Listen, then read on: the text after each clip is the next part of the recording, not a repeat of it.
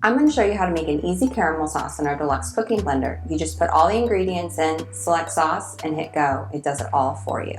I like this sauce because it doesn't harden up. I keep it in a mason jar in the fridge, and it's great for dipping apples in, for putting over cheesecake, for putting over mini apple pies, or even ice cream.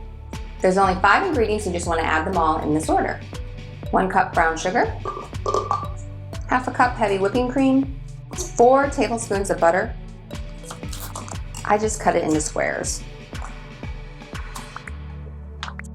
1 tablespoon vanilla, half a teaspoon salt. And that's it. Now you're going to turn your blender on, put on your lid. It's going to make a noise to let you know it's all ready to go. You're going to want to select the sauce setting.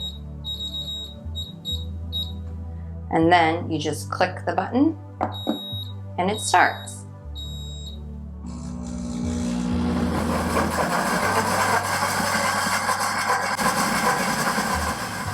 It's going to go through a process of blending and then heating. So when it stops, it's heating, and of course when it's blending, it's blending.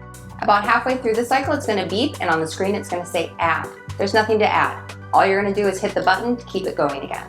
Once you have it going, there's nothing else to do. You can just let it sit for the next about 30 minutes until it's all done. Once it's done, I'll show you how to do the cleaning cycle.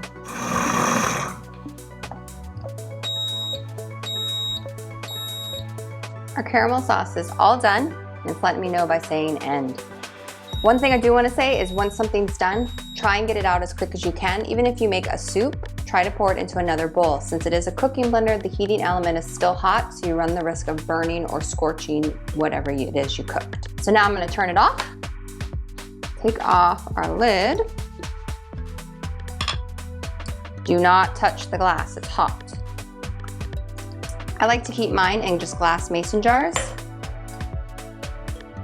And it will thicken up once it's been in the refrigerator.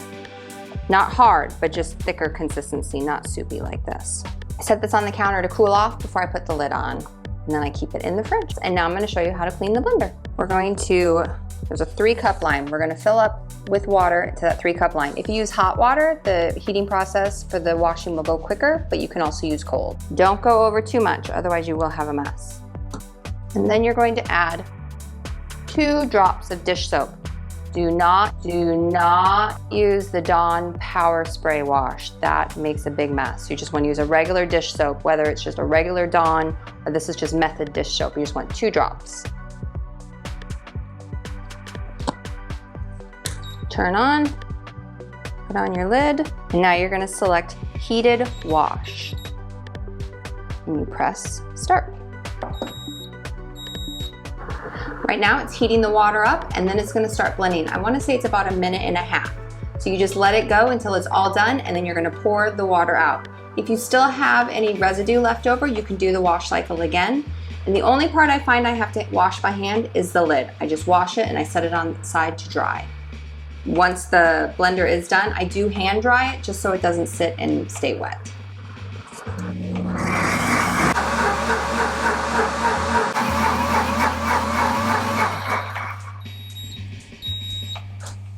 Once it's done, I'm just going to turn it off, get the blender off, pour it out. And you're going to want to give it a rinse.